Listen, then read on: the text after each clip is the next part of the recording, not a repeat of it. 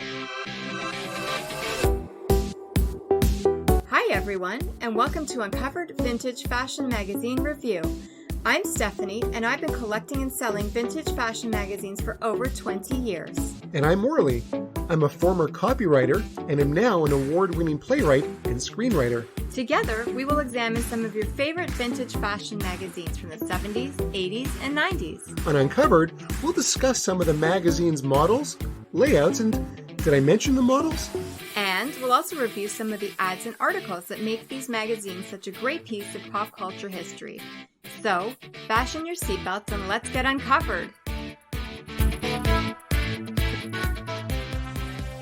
Hi everyone. Hey guys. Welcome to Uncovered. So Steph, what are we going to talk about today? Which vintage fashion magazine did you want to review? So today we're going to review Vogue magazine, April 1979. So, April of 1979.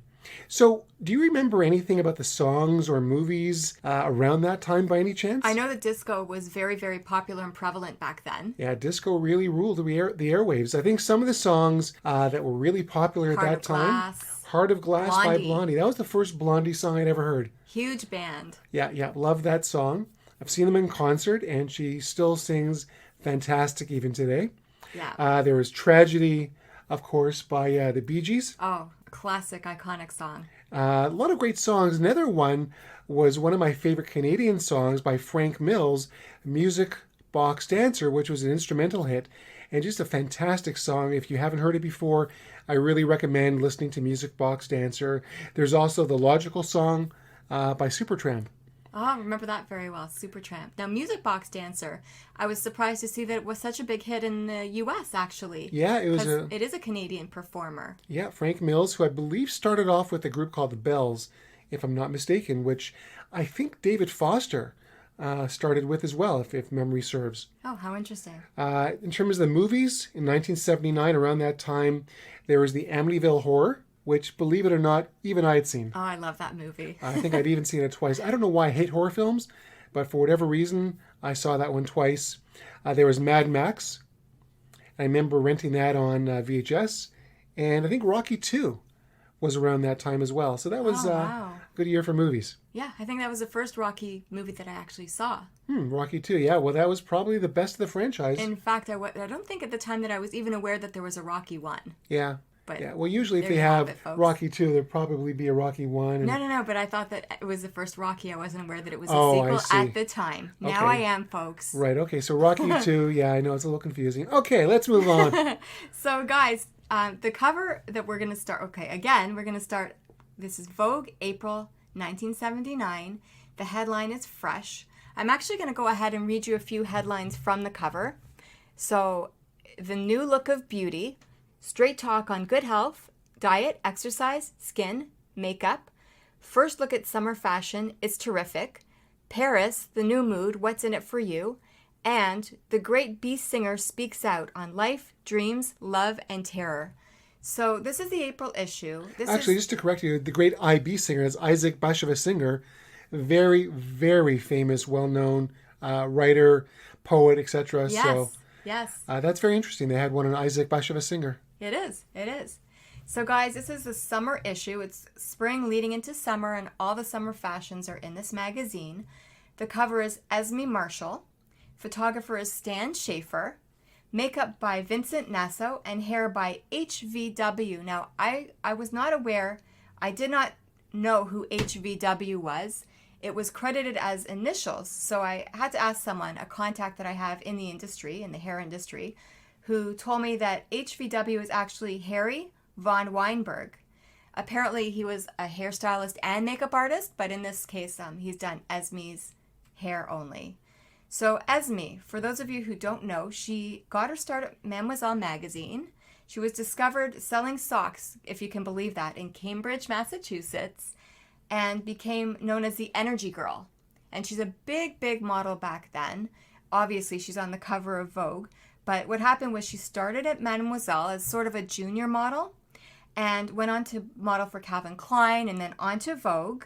Now, by the time she entered the industry, really by the time she was on this cover, there were many brunettes. There was Carol Alt, Kelly LeBrock, Eva Voorhees, but what really set Esme apart was her short, dark hair, and she really rocked it. She always had this short hair. I have seen photos where she's grown it a little bit, and really her very best photos are where she's wearing this short hair.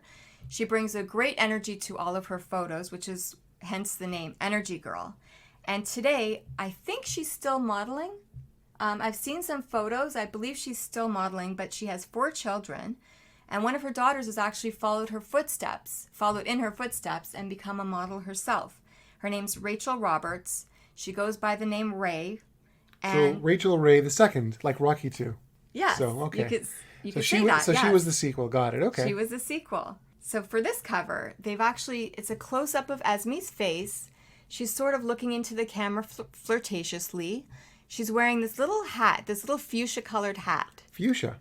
Fuchsia. See, to me, it's pink. And that's, by the way, ladies and gentlemen who are listening, that is one of the major differences between men and women. When they talk about the battle of the sexes and the differences, see, for me, when I look at colors, to me, it's black, it's white, it's green, it's purple. That's great, honey. In this case, to me, it's pink, but I'm wrong. Apparently, it's fuchsia. It is fuchsia. Okay. Esme's makeup as well is also done in shades of pink. You know, it's not fuchsia. It's not fuchsia makeup. It's shades of pink. Oh wow. It's okay. You'll get there, hun. Okay.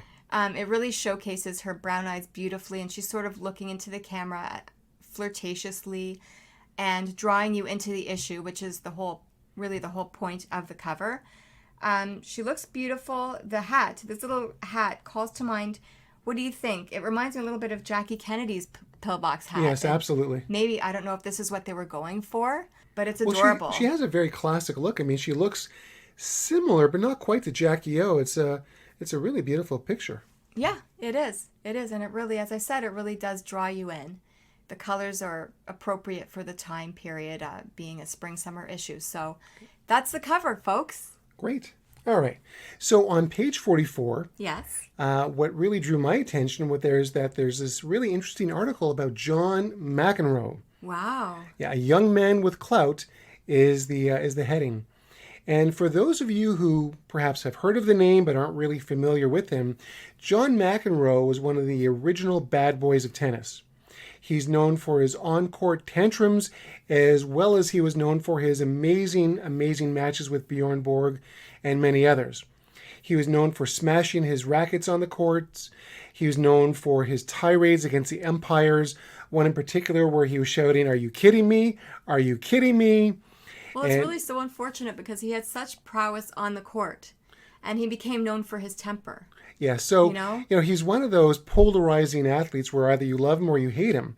His talent was undeniable. He turned professional in 1978. I believe he won Wimbledon the following year in 1979. Won the U.S. Open a bunch of times. He was also a very prolific doubles player. So I don't know how many men's singles majors he won, but combined, he won a ton of majors, both singles, doubles, mixed doubles. Amazing. Yeah. Amazing. He's also a tremendous color commentator.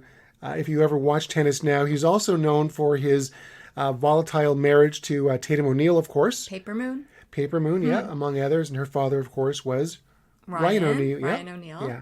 So John McEnroe was, again, really a tremendous tennis player. But it's great that they're covering him when he was so young. In the article, they're talking about how he made $500,000, and if he keeps up, he'll soon be a millionaire. Boy, if they only knew. $500,000. Which too back bad. in 1979, I mean, yeah, I don't know what it is in today's money, but it's a heck of a lot.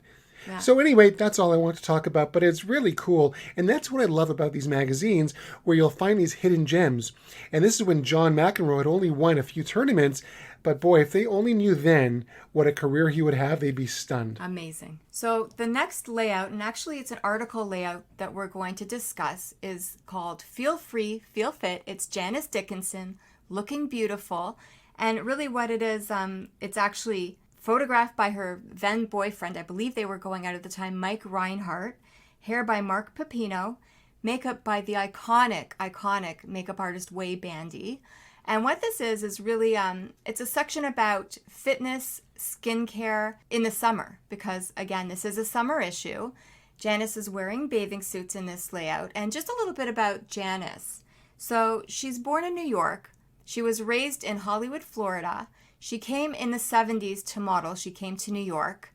She tried her hand at several agencies, and if you can believe this, no one wanted to take her on. She was turned down. Why is that? Well, I'll tell you, she's very open about her experience, in particular with Eileen Ford, who took one look at her and said, get this, you're too ethnic and you will never work as a model. Wow. Can you believe it? So she went on to sign with Wilhelmina, who did give her a chance, but she wasn't modeling in the U.S. yet. She went to Paris.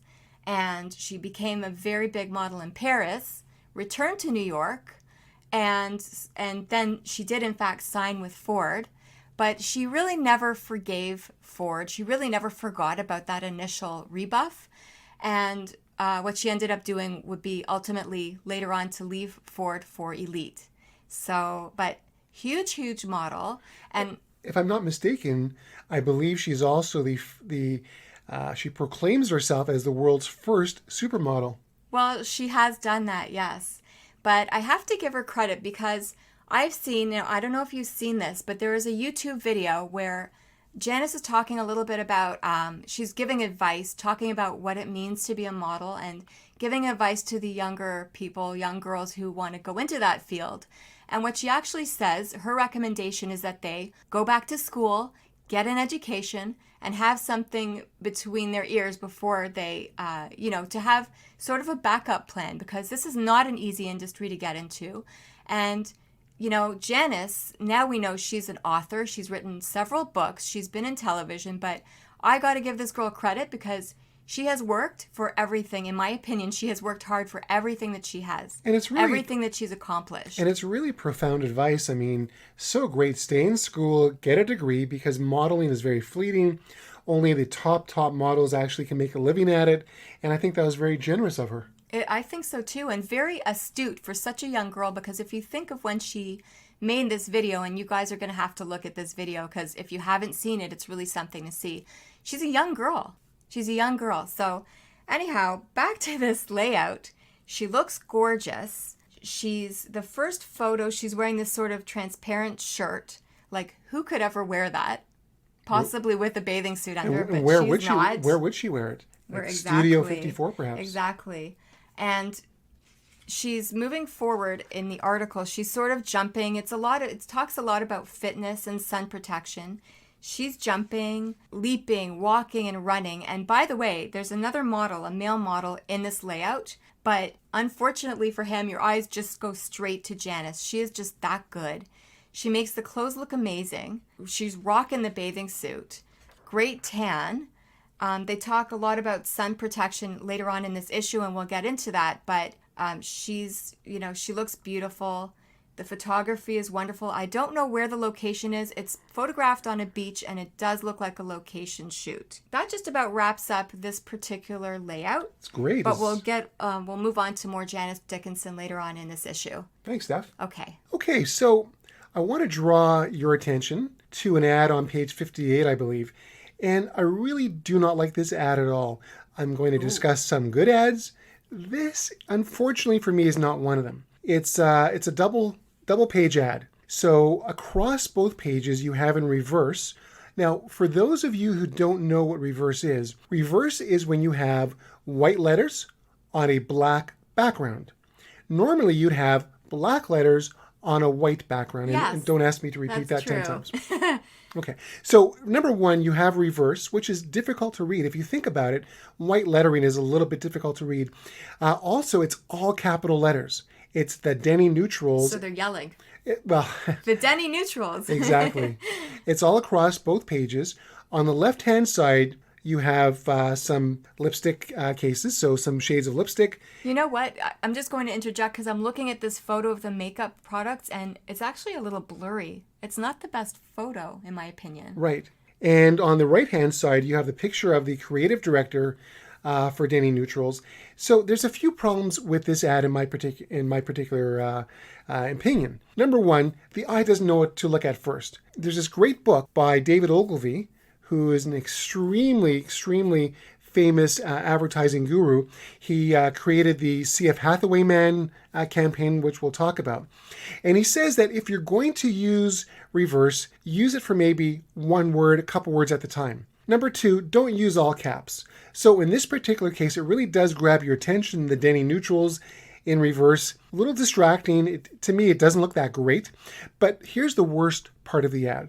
When you look on the right-hand side underneath the picture of the creative director, there are 2 small paragraphs of reverse. I don't know what they're saying. It's too hard to read. It is. And not just because my eyes are bad, but just because the human eye is more used to reading black lettering on a white background. This is extremely difficult to read. I mean, not to be too graphic, but it's like eye puke. It is not visually appealing at all. The eye does not know where to look. And that's really unfortunate because this was a very expensive ad. 2 pages in Oh, Vogue. my goodness. And Oh my yeah, gosh. absolutely. So when you're looking at the ad, typically you want to read from left to right. The first thing you see is the picture of the creative director. And then you have all this type underneath, which you can't even read. And then you go back to the left. It just is not comfortable for the eye. So in my opinion, this ad is a big, big miss. Later on, we'll talk about a couple fantastic ads. So the next layout that we're going to review is, again, it's an article and layout. It's called Sun Protection 79, The Protectors. So the first photo here, it's a picture of Janice Dickinson. She's wearing a white hat and a white head-to-toe outfit. She's on the beach again. It's sort of, as I said, a continuation of the last layout that we reviewed earlier. And I'm going to read this quote from the article because I thought it was I actually found it a little humorous. The article says that you're safer, this is in terms of sun protection, you are safer in a good bathing suit and sunscreen than under an umbrella and head-to-toe whites, okay? Because their claim is that the sun goes through a white shirt. And I'm not sure where they got this science that you're safer in a bathing suit than in head-to-toe white outfit, but I found that a little bit humorous. So for those of you who are listening, we'd love to hear how you feel about that. What are your secrets for sun protection, assuming that you do protect yourselves from the sun?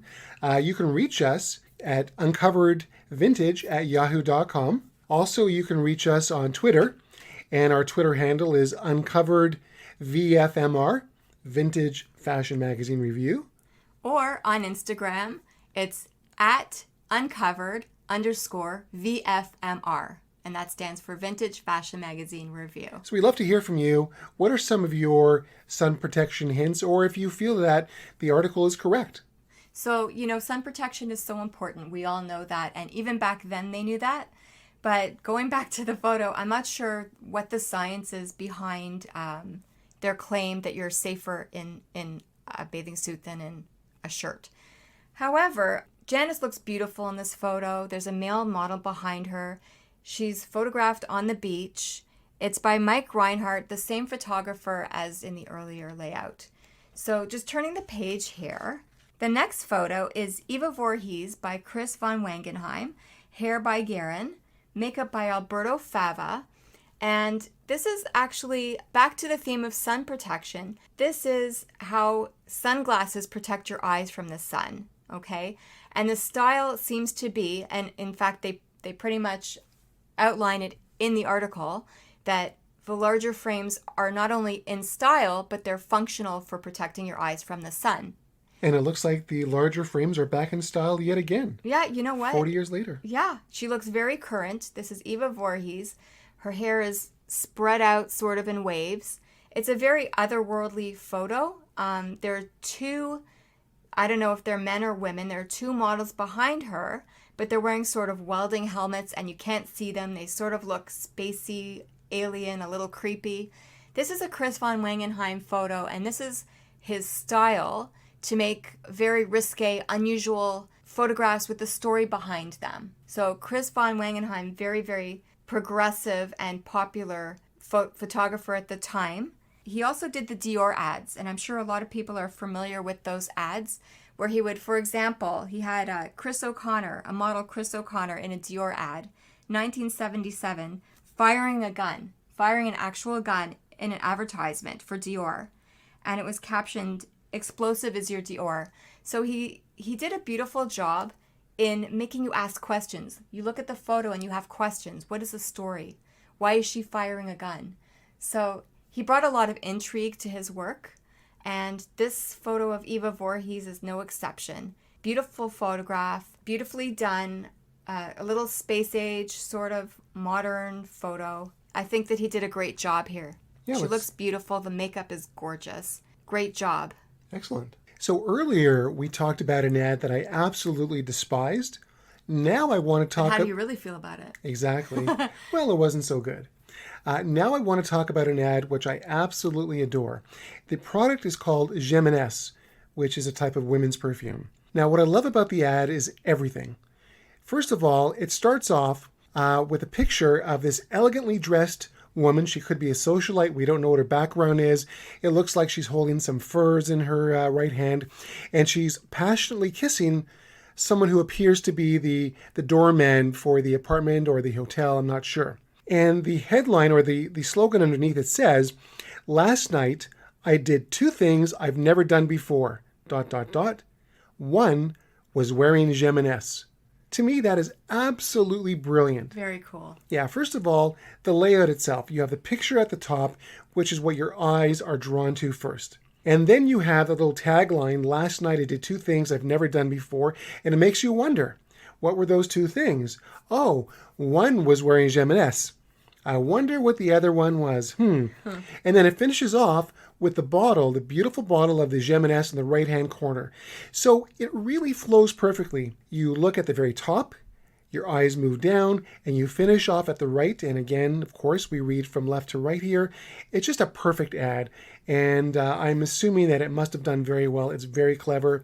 So whoever did it did a fantastic job. But you know what? I would wonder who even took this photograph. It stands alone as a very beautiful black and white photograph. I mean, they say that a picture can speak 1,000 words. And, again, the whole thing is, where is she? So it's an apartment building, presumably. She's kissing the doorman. And it looks like they're kissing underneath where no one could really see them. It's almost like a private area. It's just the whole thing says so many wonderful things, and a lot of questions can be asked. So anyway, great job, whoever did the ad. Congrats to the creative agency. Yeah, great ad. Fantastic, I loved it. So now we come to an article in Layout about, it's actually entitled "Alaska: The Need for Nature," and what it is color photographs of Christie Brinkley. Photographer Stan Malinowski took the photos. Hair and makeup by Gillette. And it's interspersed with photos, black and white photos of Alaska. And the message being it's really an advertisement for travel to Alaska. Now, I just wanted to talk a little bit about Rick Gillette. Renaissance man Rick Gillette. How amazing is he? I don't know, he has great razors though. As if it's not enough that he can do hair and makeup, which are, by the way, completely different fields. I did a little bit of research on him. He's actually also been an interior designer and a photographer. Wow. He worked for Vogue magazine for 20 years, and what an icon. I mean, I've seen so much of his work in Vogue. Really, he's amazing. Awesome. Rick Gillette. So moving on, this article, it's Christie Brinkley basically looking gorgeous in Alaska, making it look like an amazing place to travel, which I'm sure that it is. Well, an uptown girl goes to Alaska. Good for her. Yeah, up north. Yes. Yeah, uptown girl. The true uptown. Oh, up north girl, yeah. Yeah. So basically, she's shown in this article hiking. Let's see. I'm just turning the page. Hiking, jogging. She could have gotten together with Janice Dickinson in the previous layout, and they could have done this on a beach together. She could have. Soccer on the mountain. Yeah, wear that sunscreen. Yep. She's shown camping, my oh, yeah. personal favorite activity. Mine too, yes.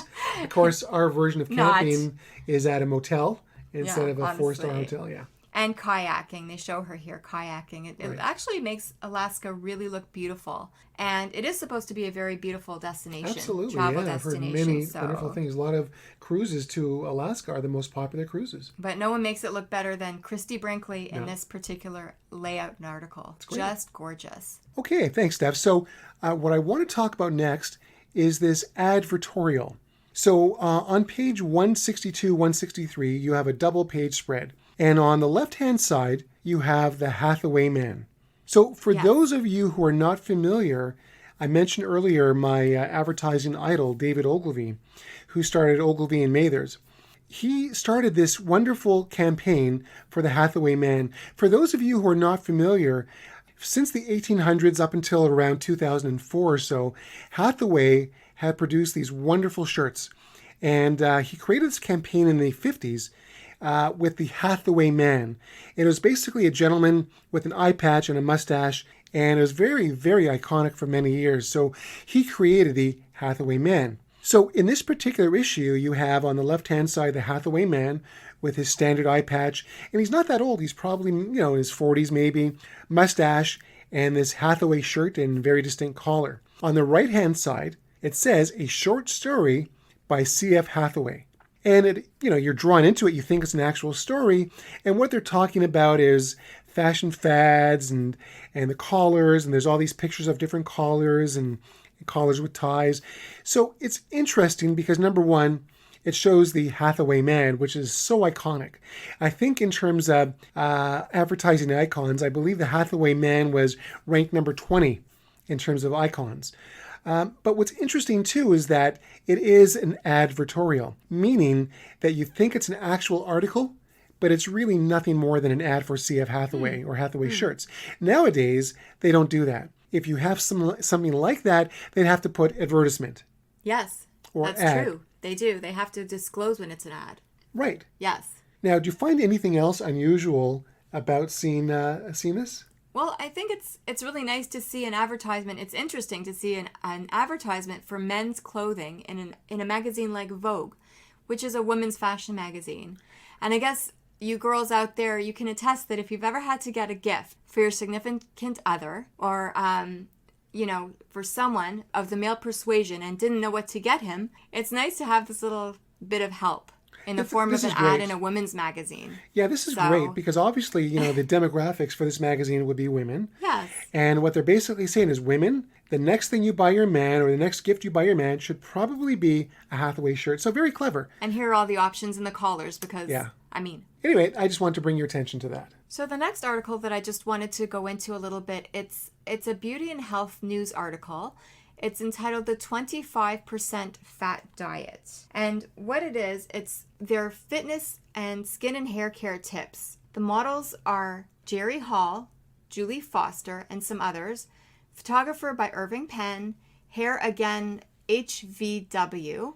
Same hairstylist as on the cover. Harrie von Weinberg. Yes. And makeup, Vincent Nasso. And I forgot to mention, another one of the hairstylists is John Sahag in this particular layout. And 25% fat diet, I thought that was interesting because even here in the 70s, they seem to be acknowledging, and now I didn't actually read this article top to bottom, but they seem to be acknowledging that a little bit of fat in your diet is acceptable and healthy. And there's a small photo of Jerry Hall on an exercise bike by Penn. Turn the page, and it's a full page photo, even more than a full page, of Juli Foster, looking beautiful in a dress, a multicolor floral dress, also shot by Penn. Now, what's really distinctive about Irving Penn is that he shoots against a backdrop, a white backdrop, most of the time. The majority of the time, that's what he does. That's been his MO. She looks beautiful, and this is the skincare portion of the article. And the last page of the article is on hair gel. I don't know this model, but all photos are by Irving Penn. And what I really wanted to focus on is on the right-hand side, there's a photo of hair gel, all different hair gels. Very cool. You see that? Yeah, it looks like a palette, actually. It does. It looks like a palette. That's right. He made it look like paint. Yeah, very clever. Yeah, and this is a photo. Like, I don't know about you, Morley, but I could see this on our wall. I would frame this. I'm going to do the decorating for our place. Okay. And I will say that this Irving Penn photo, it's gel. He did like to do some still life as well. It's hair gel against his white backdrop, as usual. And I would totally frame this. That's great. It'll look perfect right beside my Three Stooges poster. No? Maybe we'll hire someone to decorate. Good idea. So the last ad that I want to draw everyone's attention to is a really, really clever creative ad. It's for Campari bitters, I guess, is what it is. It's a liqueur, an Italian liqueur. I'm not a drinker. I've never heard of it before, but I know it's extremely, extremely popular after doing some research. Yes. So the headline it's a big headline at the very top. In big, bold letters, it says, 9 out of every 10,000 Americans prefer Campari. and it's just great. I mean, it's really a takeoff on the old ads that say 4 to 5 doctors recommend this, or 9 out of 10 Americans prefer so and so. It's really clever. It's very funny. Right. And so what they've done for this particular campaign is that they've taken these, I guess, testimonials from people, and they had been asking people to send in their testimonials with their pictures, and if they choose them, I think they pay them $100. So the first one is a picture of Larry Berliner from Yorktown Heights, New York. There's a picture of Larry smiling, and it says underneath his picture, "A friend of mine got a bottle of Campari for his wife. I would like to make a similar exchange." Really, really clever. Very funny. Next one is from Betty McKeel from Petahama, California. "My dog and I like Campari and water. I drink the Campari. She gets the water." I don't know if they wrote those or Groucho Marx did, but really, really clever. Hilarious. Yeah, so they really don't take themselves that seriously. I love that. It actually reminds me of Smart Food. So if you remember Smart Food popcorn, when it first came out, I believe, in the early to mid 80s, and it was privately owned, independently owned. And I remember on the back of the bags of popcorn, it would say, "These silly guys created this popcorn." It was all tongue in cheek. And this is before they were bought out, I believe, by Frito-Lay. And the label is very self-deprecating. I know Campari, I did some research, extremely, extremely popular, but I love this tongue-in-cheek campaign, and all of the 9 testimonials are jokes, are humorous. So I just love this. I thought it was extremely clever, and good on them. I really enjoyed it. But you know what? I actually wonder what the people who were featured in this ad are up to today. Because, a lot of people do purchase vintage print ads, and this would be an amazing gift to send to one of these people who are actually pictured in the ad. They're not celebrities. Yeah. They were paid $100 for their caption, for their little joke in this ad. And what a unique and amazing gift that would be. Yeah, I think that's a great idea. We should look them up and see. And by the way, I do sell vintage print ads in my store.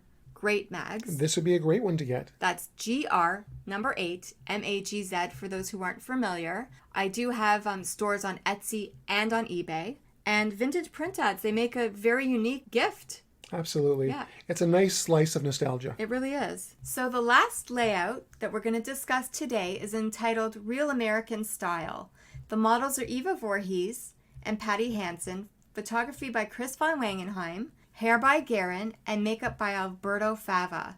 So this layout showcases American designers Calvin Klein and Halston, both iconic American designers. Both lines of fashion are still around today, very popular. This layout features clothing in luxurious fabrics such as silk and cashmere. The makeup is in beautiful shades of plum. Now we're seeing Eva Voorhees again. She was in this earlier in this issue in another layout, and she has long hair. But actually both models, Patti Hansen and Eva Voorhees at that time, we know them to have long hair. But Garren has styled the hair to look short. It's almost androgynous. It's like do you see this? It's a very rockabilly look with a piece hanging down in front. Well, the way her makeup is as well, she reminds me a bit of David Bowie. Yeah. You know what? She does. It's a very, very cool look. And very androgynous, like you said. Yeah, it is. It is. So he's done a great job here, making them look like they have short hair, even though they don't. Right. They look beautiful. The clothing is sort of focusing on... Yes, like lines I see in this particular case. They're very form-fitting, especially around the waist. It is form-fitting, but the models look very almost masculine. It's a very... Well, this is just around the time of Ziggy Stardust, too, I believe. So maybe there was some tie into that. That's very possible. Yeah. They look gorgeous. Hair and makeup is beautiful. The fashion is, and this is, Calvin Klein and Halston. But I also Anyone who knows anything about Halston, there was a documentary made about his life very recently, actually. But it's also interesting because on the one page you have the plum, or purple as I call it, dress. And the next page it's black and white, so that's interesting. So the final layout that we're going to be reviewing today is called Real American Style. And it's models Eva Voorhees and Patti Hansen, photography by Chris von Wangenheim, hair by Garren, and makeup by Alberto Fava. I really love what Garren has done with the hair here, because these two models, Eva Voorhees and Patti Hansen, have long hair. And he's actually made them look like they have short hair. There's even a piece hanging down in front. It's sort of an androgynous look, and it's sort of a contrast to the clothing, which is luxurious fabrics, silk and cashmere, and he's made the models look very sort of rockabilly. Right. So I love what he's done here. The focus is on the American designers, obviously, Calvin Klein and Halston. Halston has had a lot of notoriety. There was recently a documentary made about his life. That we both saw, which is fascinating. It was amazing. He was a fixture at Studio 54, super popular at this time in his life, really blossoming. He was friends with Liza Minnelli and Bianca Jagger, Andy Warhol, you name it. A big part of the disco era. Halston, iconic American designer. And Calvin Klein, both of them still have product lines even today. Very popular. So that just about wraps up our review of Vogue magazine, April 1979. Yeah. If you're interested in vintage fashion magazines or print ads, please feel free to visit one of my online stores. I'm on eBay and Etsy. My seller name is Great Mags. That's GR8 MAGZ. Thanks for listening. Bye. Bye. Thank you for listening to Uncovered Vintage Fashion Magazine Review Podcast. Uncovered was produced by Morley Schulman, with music by David Renda and logo design by Alan Lipman. So remember, if you liked Uncovered, be sure to tell 2 friends about it. And they'll tell 2 friends. And so on, and so on, and so on.